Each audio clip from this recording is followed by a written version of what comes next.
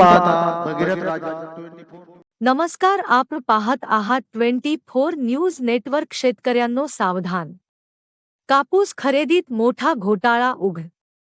आर्णी तालुक्यातील अंबोडा गावात रिमोटच्या सहाय्याने वजनकाट्यात फेरफार करून शेतकऱ्यांची फसवणूक उघड झाली आहे।